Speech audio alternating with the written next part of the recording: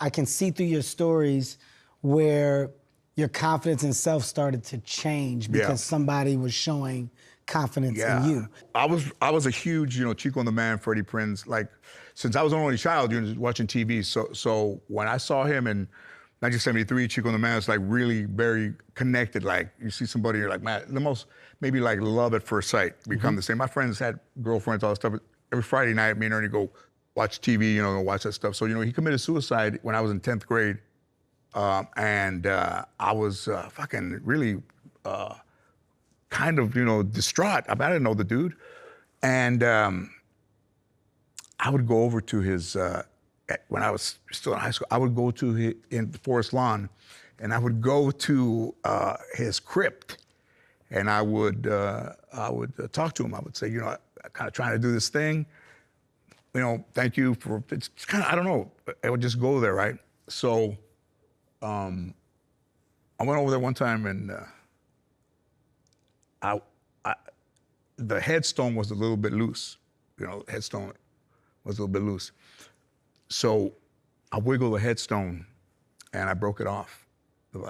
So it's broken, And I took the headstone with me. I stole the headstone from Forest Lawn, Okay. That's it's theft. Yeah, it's theft. A felony. That's definitely stealing at the highest level. Maybe statute of limitations might be over there. So, but that's how fucking weird and crazy the thing was, And then I go to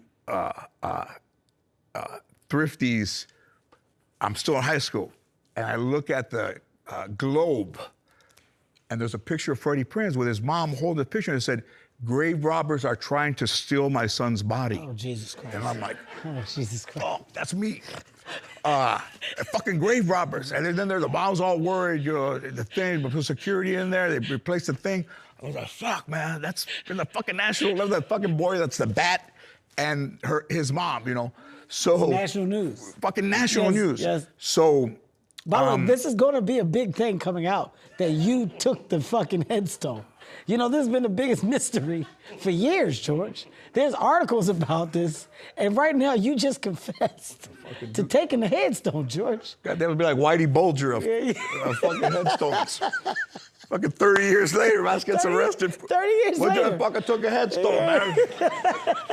Whose headstone? Freddie, who's that? So everywhere I went, I took it with me. Yeah. And when I would get drunk, Mexicans are all sentimental. Drink. I don't want to live. I don't want to live. All the kids watching cartoons. I don't want to live. So when I would drink with my friend, I'd start crying. I would yell, Freddie. My friends were like, man, hey, man, this motherfucker's crazy, man. You don't even know this dude. He's like crying. But he was a real inspiration. Man.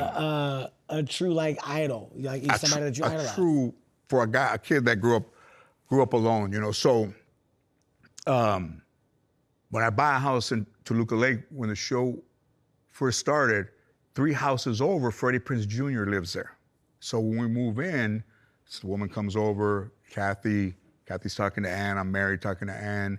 Your husband's a comedian. I'm a widow, but my husband was a comedian too. And she goes, I was married to Freddie Prinze. He's like, George loves Freddie Prinze. I think he stole his head. I don't know, maybe. She says, what? They knew, right? So when I go home, she goes, guess who lives 3 houses up? Kathy Prinze. And I talked to her. I said, you didn't tell her the fucking headstone, did you? She goes, no, we didn't even bring that up. I fucking told her.